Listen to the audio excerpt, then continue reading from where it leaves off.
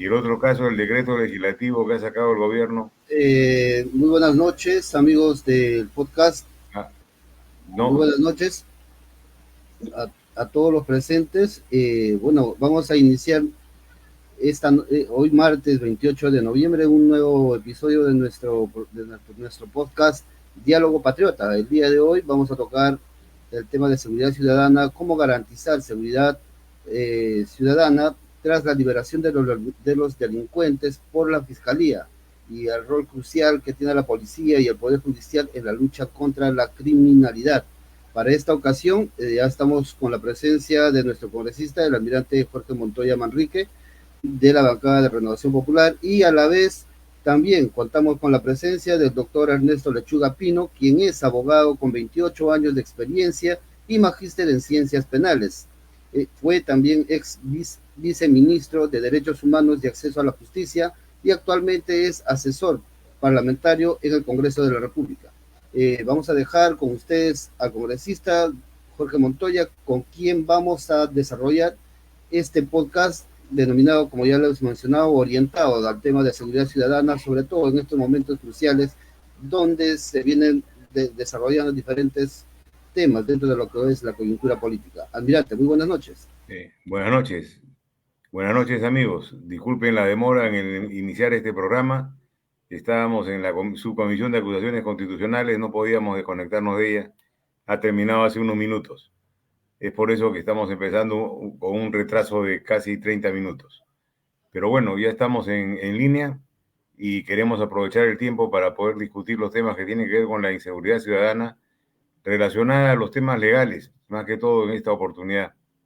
Esta semana hemos tenido dos casos importantes. El caso de una fiscal que detiene a un policía que ha matado a un delincuente en defensa propia y el decreto legislativo que ha sacado el gobierno permitiendo que pueda liberarse a muchos presos. Tenemos con nosotros al doctor Ernesto Lechuga, que es experto en estos temas y con el cual vamos a entablar un diálogo para que nos aclare algunas cosas y nos diga también lo que piensa él de esta situación de inseguridad por la cual estamos pasando y qué recetas se pueden dar a futuro para mejorarla. Ernesto, tienes la palabra. Almirante, muy buenas noches. Gracias por invitarme a esta edición de Diálogo Patriota. Y con mucho gusto compartir algunos comentarios y algunas premisas legales sobre el problema de la inseguridad ciudadana. Bueno, para empezar el tratamiento de este tema habría que ubicarnos en contexto, ¿no? La sociedad peruana en los últimos 25 años ha sido afectada por diversos fenómenos violentos. Primero fue el terrorismo, con su enorme poder destructivo y su afán de penetración social en la búsqueda de la toma del poder. Derrotado el fenómeno subversivo, aparecen como sus herederos directos la delincuencia y el crimen organizado, que se han enquistado firmemente en diversos espacios sociales y conviven en perfecta armonía con el fenómeno de la corrupción.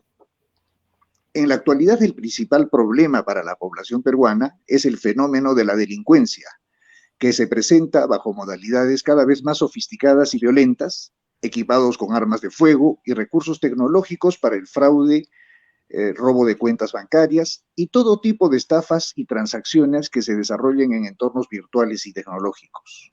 Así tenemos modalidades como el marcaje, extorsiones, cobro gota a gota, pagos de cupos, tráfico de terrenos, arrebato de celulares, robos y hurtos al paso, así como la aparición de bandas criminales que viven reeditando delitos clásicos como el secuestro, el sicariato, el narcotráfico, la trata de personas, el robo en manada, todos realizados con especial ferocidad y violencia sobre las personas y las cosas.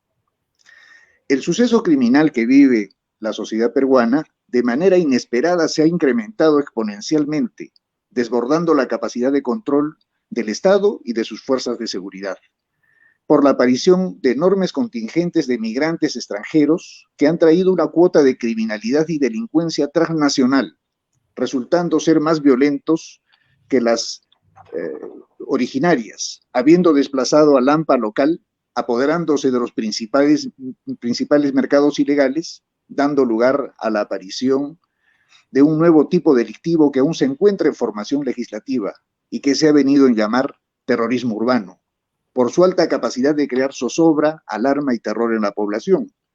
Muestra de ello son la presencia del Tren de Aragua y sus amenazas, por ejemplo, a los intentos de la población de defenderse del crimen, o el maldito Cris, con el clima de inseguridad que desató mientras estaba vivo.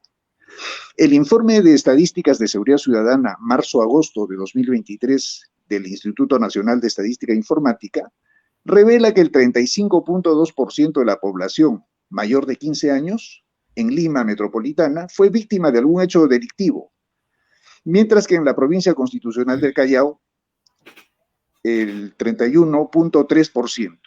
A nivel nacional urbano, el 28.7% de la población masculina fueron víctimas de algún hecho delictivo y el 27.4% de la población femenina.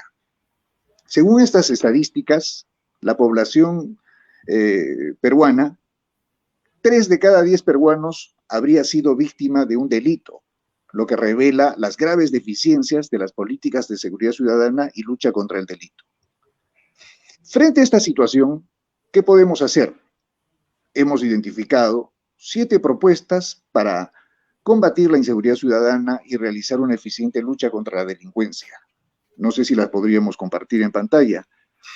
Primero, estaría el fortalecimiento de las fuerzas de seguridad, aumentar el número de agentes policiales, mejorar su entrenamiento y equipamiento, así como incrementar la presencia policial en las calles para responder rápidamente a situaciones de emergencia. 2, implementación de políticas de prevención del delito. Promover programas de prevención del delito especialmente dirigidos a jóvenes en situaciones de riesgo, que incluyan actividades recreativas, educativas y laborales para mantenerlos alejados de las actividades delictivas. Estas podrían ser desarrolladas por la policía, el Ministerio Público, por los gobiernos municipales y regionales, por las parroquias y demás entes sociales. 3, mejoramiento del sistema de justicia penal. Fortalecer el sistema de justicia penal para garantizar una rápida respuesta a los delitos, así como una efectiva investigación, persecución y sanción de los criminales. 4, fomento de la participación ciudadana. Involucrar a la comunidad en la lucha contra la inseguridad mediante la creación de comités vecinales, organizaciones de seguridad ciudadana y programas de denuncia anónima, promoviendo la cultura de la denuncia y la colaboración entre vecinos. 5, creación de unidades especializadas. Constituir unidades especializadas dentro de las fuerzas de seguridad dedicadas exclusivamente a la investigación y el combate al crimen organizado, con personal altamente capacitado y recursos tecnológicos suficientes. 6, implementación de tecnologías. Utilizar sistemas de videovigilancia, alarmas comunitarias y dispositivos de geolocalización en teléfonos móviles, entre otros, para mejorar la capacidad de detección y respuesta ante situaciones de peligro. Y 7, cooperación internacional. Trabajar en colaboración con otros países, compartiendo información y recursos para combatir de manera conjunta el crimen organizado y los delitos transnacionales. En este sentido, es importante destacar que la seguridad ciudadana y la lucha contra la delincuencia y el crimen organizado requiere de un enfoque multidimensional y de largo plazo, siendo necesario el compromiso y la colaboración de todos los sectores de la sociedad. En nuestro país, lamentablemente, por el contrario, el Estado viene dando mensajes contradictorios, como es el caso de la legislación delegada emitida por el Poder Ejecutivo. Así tenemos el Decreto Legislativo 1585 del 24 de noviembre de 2023, que establece una serie de modificaciones al Código Penal, Código Procesal Penal y Código de Ejecución Penal, para facilitar la liberación de personas privadas de libertad, con condenas hasta de 12 años de pena privativa de libertad. Por otro lado, el Congreso de la República en los últimos años ha ido endureciendo la legislación punitiva, incrementando penas, estableciendo mecanismos legales para evitar que los delincuentes recuperen las calles cuando son detenidos, brindando facilidades a la policía y al Ministerio Público para que hagan su trabajo, pretendiendo también erradicar la mal llamada puerta giratoria que se presenta en la justicia penal, por la cual las personas ingresan y salen de las cárceles con mucha facilidad, ¿ya? Este mal ejemplo de políticas contradictorias que viene brindando nuestro Estado debería evitarse. Por ello es importante que el Estado tenga una política única y coherente para defender a la sociedad del delito y del crimen organizado. Ese sería mi primer comentario, almirante. Gracias, Ernesto. Concurro con lo que ha mencionado y la receta de los 7 puntos es importante porque has tocado temas diversos que van a permitir ordenar el tema del planeamiento para la seguridad ciudadana. Vamos a publicarlo para que la policía a ver si lo logra entender, comprender y aplicar. También se le podríamos presentar como una sugerencia, pero vamos a ver si lo toman o no lo toman. Vamos a hacerlo. Me parece muy interesante tu proyecto. Lo que me gustaría que expliques es estas contradicciones que tiene la justicia.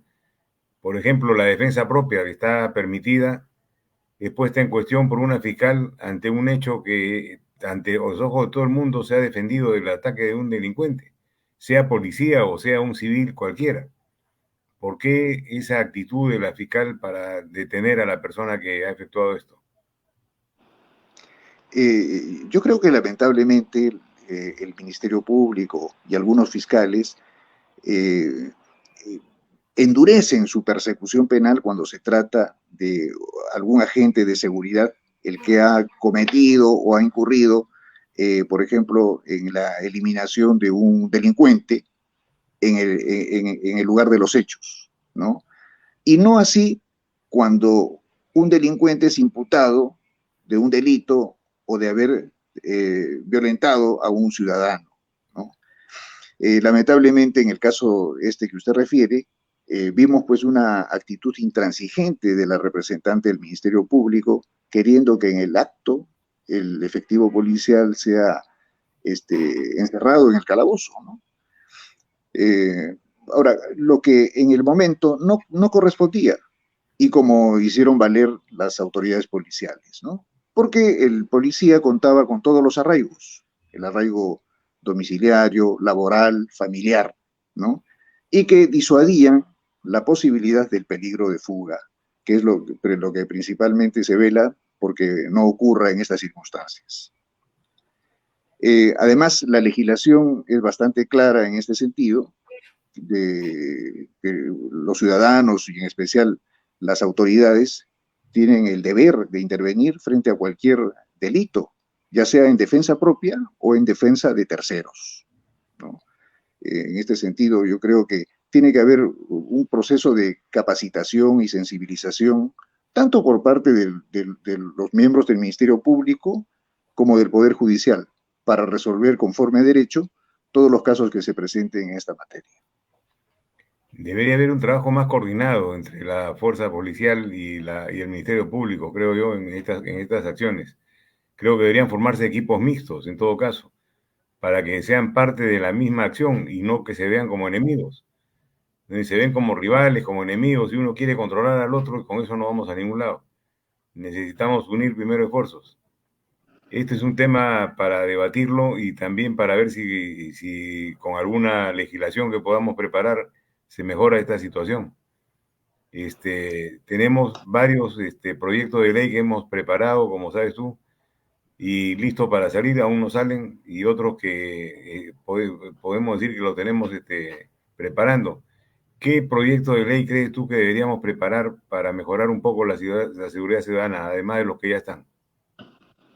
Yo creo que sería importante que en este momento se pueda aprobar el proyecto de ley que está dirigido a modificar el artículo 8 de la Ley del Uso de la Fuerza de la Policía Nacional, por la cual se autoriza a los miembros de la Policía Nacional a abatir a los delincuentes cuando estos actúen con armas de fuego o con objetos u otro tipo de armamento que pueda poner en peligro la vida, ya sea de los ciudadanos o de la propia autoridad, ¿no? Creo que esta norma, que aclararía por completo el escenario de las competencias y actuación policial en el lugar de los hechos, podría ayudar a clarificar y a darle la mayor seguridad para que el efectivo policial pueda actuar con confianza y no con temor en momentos decisivos, ¿no? Sí, es correcto. Además, almirante, me gustaría hacerle un comentario más. Estos mensajes contradictorios, por ejemplo, por un lado, el Congreso endurece la legislación, evita que los delincuentes tomen la calle, que los delincuentes extranjeros sean retornados a su país, ¿no?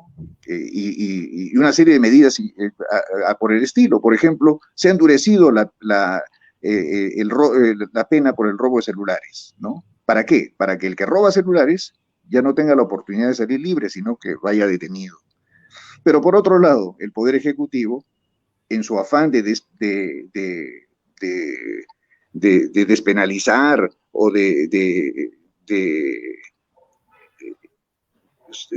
porque hay una sobrecarga de presos en las cárceles,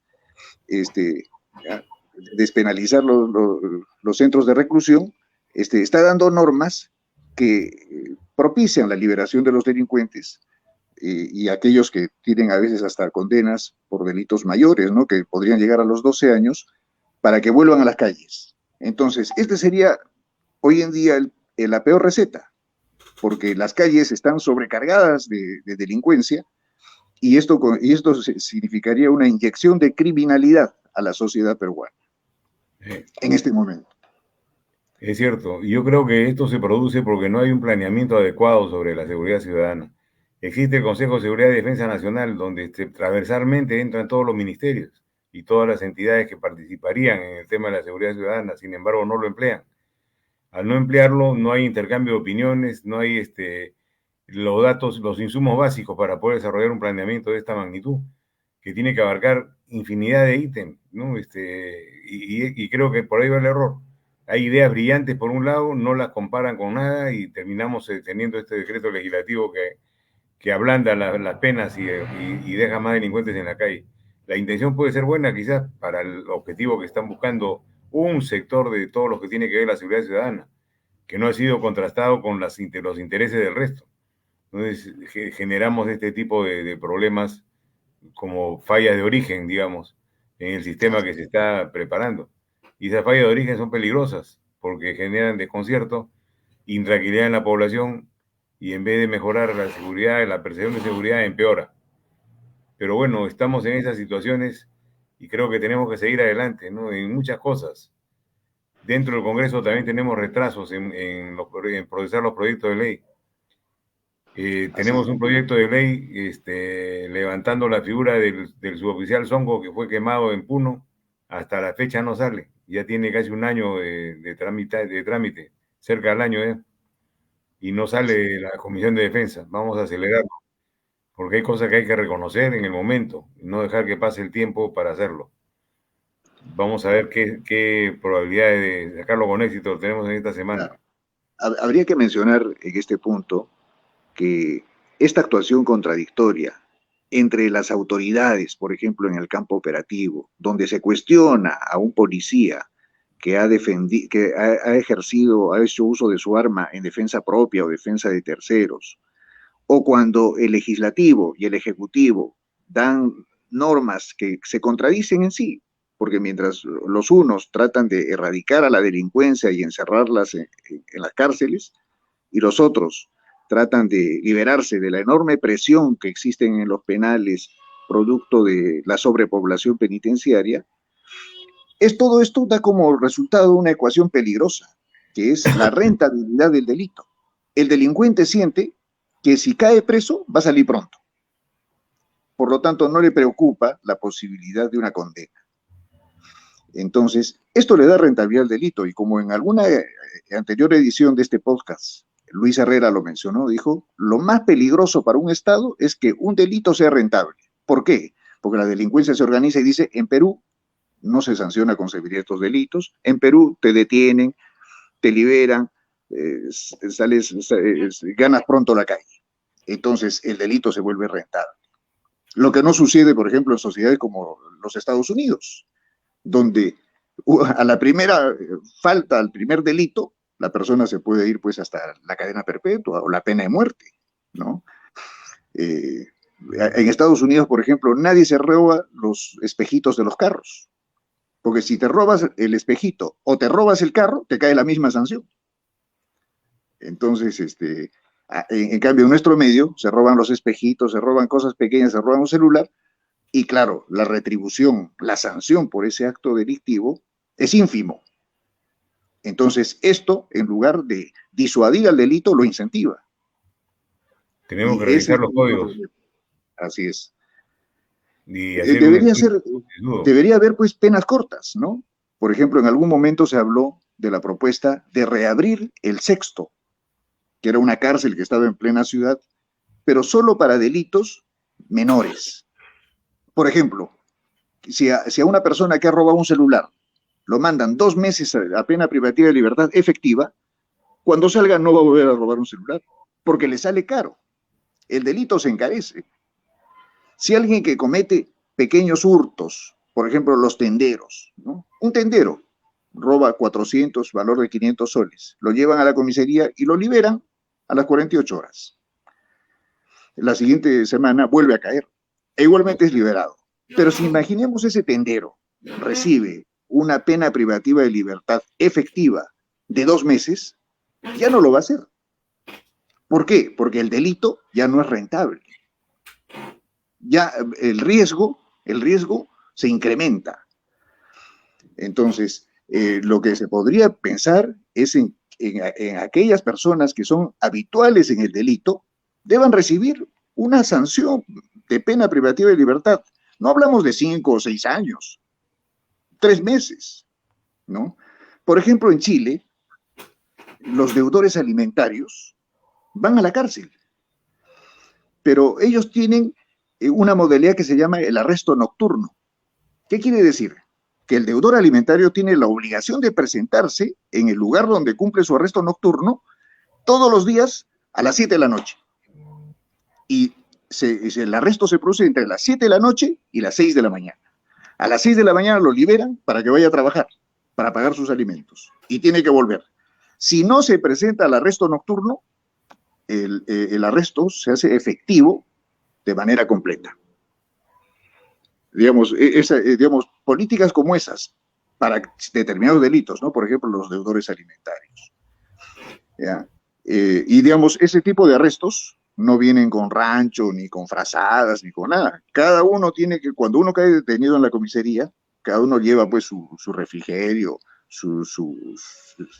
las prendas que necesite, o para hacer más llevadera la detención, ¿no? Porque el internamiento en un penal ya conlleva costos para el Estado, ¿no? Y también las garantías de seguridad se incrementan.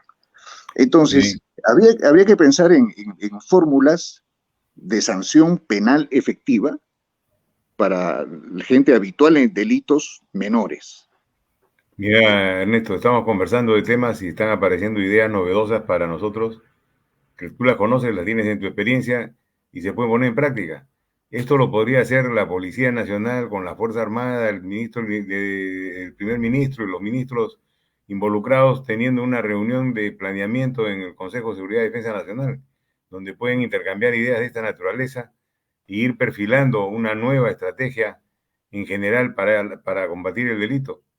Pero no lo hacen, o sea, les falta imaginación, les falta decisión, no sé qué les falta, la verdad. Y no es por criticarlo, sino que es necesario que corrijan su actitud para poder tener resultados efectivos y que la población lo sienta. Mientras tanto, vamos a seguir con este tema de inseguridad de manera permanente. Hay tareas pendientes, estoy tomando nota de algunas para conversarlas después y ya trabajarlas de la bancada. Correcto, almirante. Otro tema de interés acá es el tema del retiro de la Corte. Hemos propugnado el retiro de la Corte Internacional de Derechos Humanos. ¿Por qué? Porque las penas que permite actualmente con los convenios son bajas. Saliendo de la Corte podríamos llegar a tener hasta la pena de muerte, la pena capital. Entonces, ese tipo de cosas también intervienen en mejorar la percepción de seguridad ciudadana a futuro. ¿Qué opinas de eso, Ernesto? Nosotros tenemos una posición madura y reflexiva sobre el tema, nosotros creemos que lo que más conviene al Estado peruano es la denuncia de la Convención Americana de Derechos Humanos, porque en la hora actual no resulta ser un factor coadyuvante a la institucionalidad y a las políticas de seguridad que debe adoptar el Estado peruano para defenderse del delito.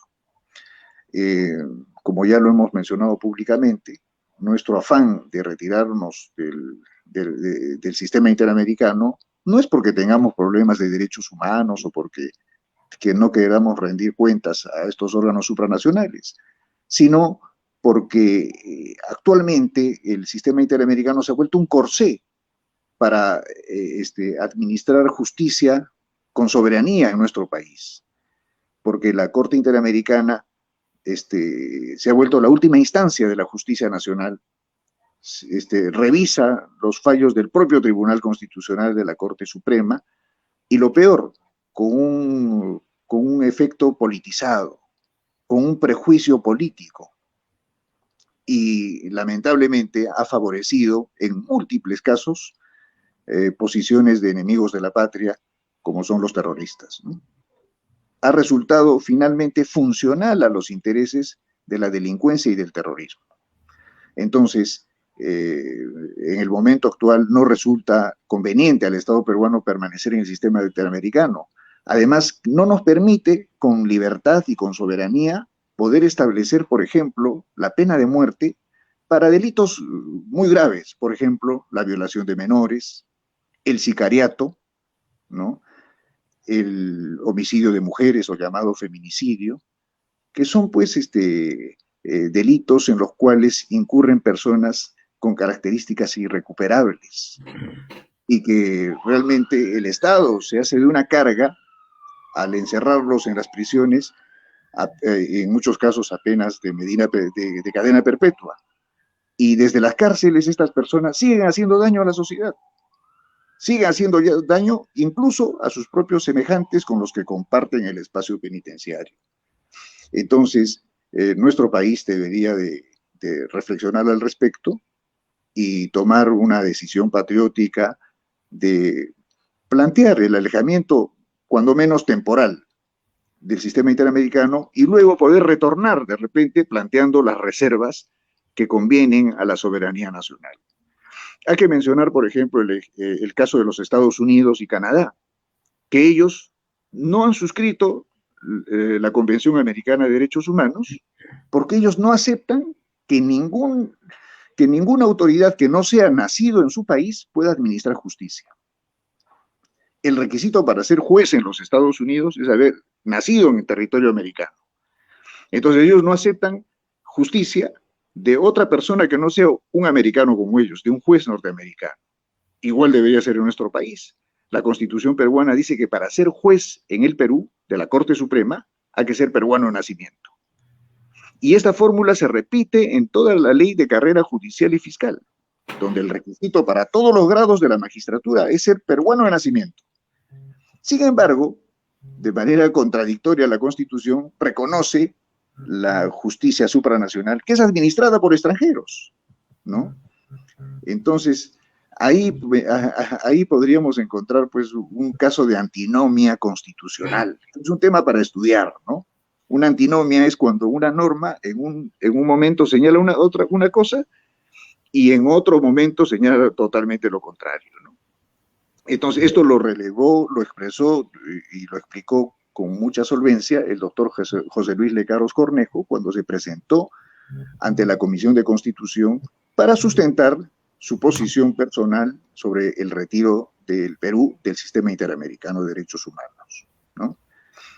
Sí, en realidad hay mucho que trabajar en ese tema y es importante para el país. Nos falta mejorar la autoestima del peruano, que sepa que lo que tenemos acá es lo que vale y no que piense que lo que vale es lo que viene de afuera. Tenemos que perfeccionar nuestros sistemas y lograr encontrar un mejor manejo de ellos para que la gente se sienta orgullosa de contar con un buen sistema de justicia y no tener que recurrir al extranjero. Pero bueno, vamos avanzando poco a poco en estos temas, Ernesto. Creo que vamos a continuar una semana más con el tema de seguridad ciudadana, porque es bastante amplio, antes de pasar a otros temas para manejarlos. Vamos a dar por terminado esta conversación y pasamos a la parte de preguntas y respuestas. Está bien, almirante, muchas gracias. Bien, como ya lo mencionó el congresista, vamos a leer los comentarios y también las preguntas que nos ha dejado el público que nos viene siguiendo en esta noche. Y ya luego de esta exposición, de esta brillante exposición que nos dio el doctor Ernesto Lechuga Pino. Eulogio Quintana Carmón nos menciona que fue señor almirante de la nueva ley o de la nueva escala remunerativa a las Fuerzas Armadas y la Policía Nacional del Perú.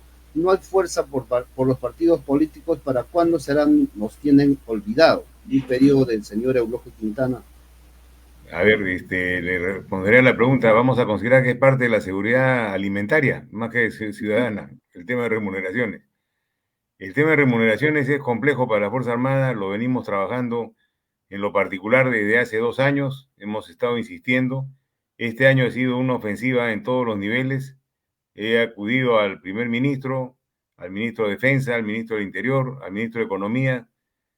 Le he enviado cartas a la Presidenta de la República explicándole la situación en que estamos, pero existe algo que deben entender ustedes, cómo funciona el Estado. Nuestras iniciativas no permiten hacer iniciativas que generen gasto. O sea, la iniciativa que estoy manejando en el Congreso pidiendo y exigiendo que se considere el incremento salarial, las probabilidades que pasen no son muy altas. Y si pasan, el Ejecutivo podría vetarlas una vez que demos la ley. Entonces estamos convenciendo al Ejecutivo de que es necesario de que se apruebe lo que le hemos pedido, que a partir del 1 de enero del próximo año el Ministerio de Economía y Finanzas trabaje en las nuevas escalas de seguridad de remuneraciones para la Fuerza Armada, para retirados y activos. Entonces, y tenemos que hacerlo. Lamentablemente, los ministros del sector, que son los que tienen que llevar este requerimiento a la Comisión de Presupuesto, no lo han hecho, porque no les interesa qué pasa con nosotros. Tienen que conocerse, o sea, ustedes tienen que saber de dónde viene el problema. Para que el proceso de remuneraciones funcione, tiene que nacer del Ejecutivo. ¿Y del Ejecutivo de quién? De los responsables de los sectores. Ministro de Defensa, Ministro del Interior. Cosa que no han hecho, ¿no? Y tenemos que mejorar muchas cosas, no solamente las remuneraciones, ¿no? El tema de la caja de pensiones militar policial hay que reactivarlo. El decreto 1133 tenemos que cambiar las condiciones que tiene actualmente, porque con esas condiciones nadie va a querer entrar a la Fuerza Armada. Pero eso no involucra gasto ahora, eso involucra gasto futuro. Pero nuestros compañeros que se han recibido a partir del año 2012 no tienen por qué ser discriminados como lo han hecho con este decreto que lo sacó Humala, que ha sido el que nos trajo la peor situación para la Fuerza Armada, siendo militar retirado. Bueno, eso es lo que le puedo decir con relación a las remuneraciones. Vamos a leer otra pregunta o otra interrogante de Silvano Ojeda Ovalle. Nos menciona que cuándo le darán a la policía el poder de la investigación como era antes y no a un fiscal. Ernesto, ¿podrías contestar esa observación?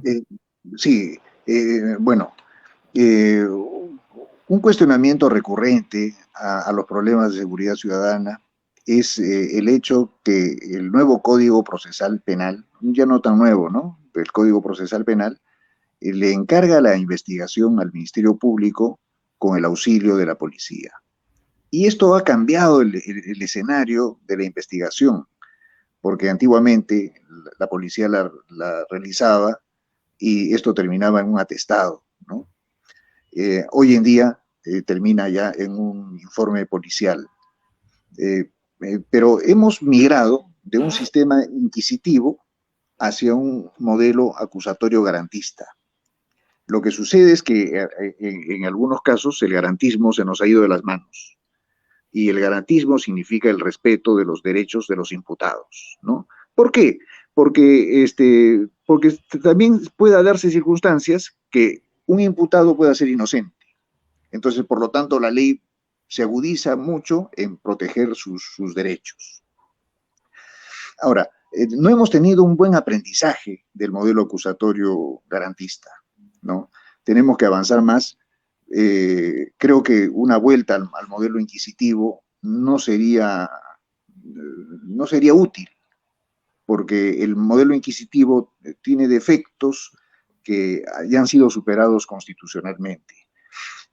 Ello no es incompatible con contar con una policía profesional, especializada, que trabaje pues, firmemente en la lucha contra la delincuencia, como es en el caso de los Estados Unidos del FBI, ¿no? Cuando, digamos, por ejemplo, se produce un delito, ingresa la policía local, el sheriff, pero cuando este delito ya excede el marco de esta policía local, ingresa el FBI y todo se retira, ¿no? Porque el FBI es la policía especializada. Pero miren, pero el FBI está dirigida por ¿quién? Por el fiscal general, ¿no? Entonces, esa es la coherencia en la cual debería moverse el sistema. Lo que pasa es que nuestra policía no ha alcanzado el grado de especialización que sí lo tenía antiguamente cuando estaba organizada, por ejemplo, en la Policía de Investigaciones del Perú, ¿no? Al producirse la fusión de las policías, se ha perdido la especialización. Ahí es donde hemos perdido como país y ha ganado la delincuencia.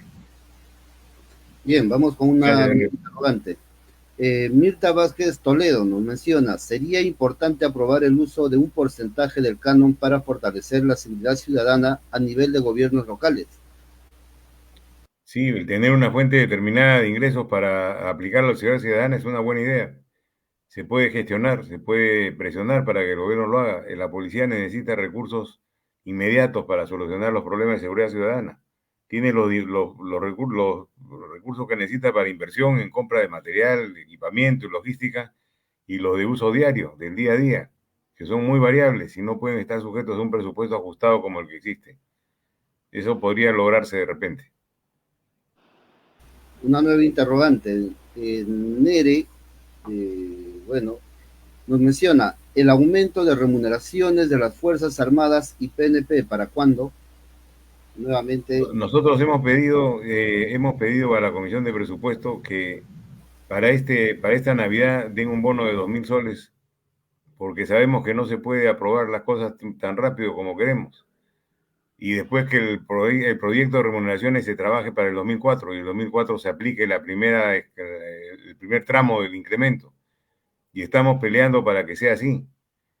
Puede ser que lo consigamos, yo tengo la esperanza de que sí lo vamos a conseguir. Hemos hablado, como les he dicho, con todos los que tienen que ver en el tema y nadie nos ha dado una negativa rotunda, simplemente que se está viendo el caso. Nosotros seguimos insistiendo y esperemos tener buenos resultados antes de fin de año. Bien, Mariano Flores también nos menciona, señor almirante, ¿qué se necesita para el retiro del Tratado de San José? ¿Cuánto tiempo se necesita para este retiro? Se necesita la decisión política del presidente para retirarse y nada más. Es la voluntad de una persona, en este caso. Y para el tiempo que se necesita para desafiliarnos completamente, creo que es un año. Un año, Ernesto, ¿no?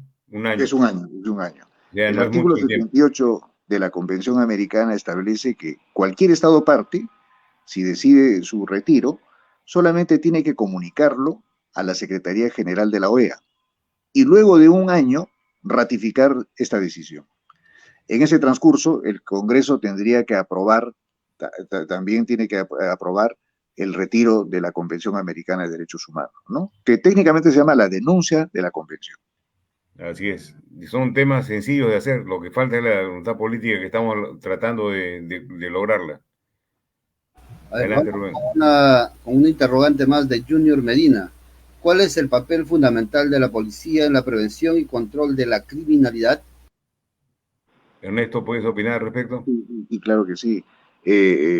La policía, pues, es una institución tutelar del Estado peruano, cuyo rol es la prevención y la persecución del delito, ¿no? Tiene un rol fundamental para la convivencia social, ¿no? Recordemos, por ejemplo, lo que sucedió cuando el año 78 la Policía Nacional se fue a la huelga, ¿no? Se generaron pues, una serie de desmanes, saqueos, o sea, y constitucionalmente la policía no puede sindicalizarse ni irse a la huelga, ¿no? Es una institución tutelar del Estado como son las Fuerzas Armadas. Gracias. Diego Jonathan Rojas nos menciona, yo me encuentro en la frontera, acá vivimos en una comisaría de madera y no tenemos rápidos. Bueno, pregunta desde la ese es selva. un tema de la Policía Nacional, el problema logístico. La Policía Nacional debe preocuparse de los puestos más alejados que tiene como prioridad. Yo he recorrido casi todos los puestos de frontera y he visto esas carencias que se presentan permanentemente. Es como si no le dieran importancia a esos lugares, cuando debería ser lo contrario. Vamos a tratar de hacer algún tipo de comentario a la policía directamente sobre este tema. Ahora, Luis Alberto Castellano nos menciona, excelente presentación, doctor Lechuga, donde presenta 7 puntos a reforzar para mejorar el sistema de seguridad ciudadana, que deberían ser reforzados especialmente con aportes puntuales del doctor Lechuga en aspectos legales para formular leyes y reformas del Código Penal en beneficio de la seguridad ciudadana. Si pueden, también socialicen la presentación. Pues, agradezco el comentario, ¿no? Agradezco el comentario y bueno, la información que he dado a conocer hoy día la podemos compartir con la audiencia. Compartirla y vamos a oficiarla también a la policía para que la tomen en cuenta. Y también Gamedú BD nos comenta cómo afecta la eficiencia del Poder Judicial a la efectividad de la lucha contra la criminalidad. Ese es tu tema preferido, Ernesto. Bueno, el Poder Judicial tiene la responsabilidad de administrar justicia, pero lo hace como en un papel de árbitro imparcial, ¿no? El juez recibe la posición del Ministerio Público y de la defensa, y en base a las dos teorías del caso, resuelve y administra justicia. En este caso, el Ministerio Público tiene que llevar casos sólidos, debidamente escoltados de las pruebas necesarias para poder ganar en juicio, ¿no? Y administrar justicia con todas las garantías que la Constitución y las leyes establecen y dentro del marco de la legalidad, ¿no? Así es. Bien, almirante, queremos agradecer a las cerca de 800 personas que esta noche nos han acompañado en este podcast. Y bueno, pues invitarlos para el próximo martes también, que vamos a estar tocando un nuevo tema que concierne al tema de seguridad ciudadana, donde nos va a acompañar también otro especialista en la materia.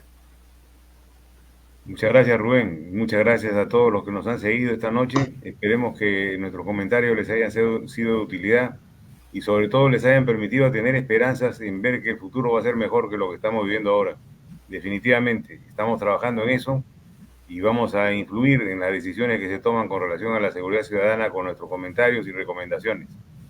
Igual que el tema de remuneraciones para la Fuerza Armada, lo tenemos presente, todos los días trabajo en eso, en algo, logrando sensibilizar y convencer que se necesita tener Fuerzas Armadas y Policía Nacional bien pagadas para que hagan su trabajo con tranquilidad y no estén en angustia permanente de si terminan el mes o no. Bueno, hasta la próxima semana. Buenas noches. Buenas noches. Gracias por la oportunidad, almirante. Buenas noches, Rubén. Gracias a ti por la explicación. Gracias. Buenas noches con todos. Nos vemos.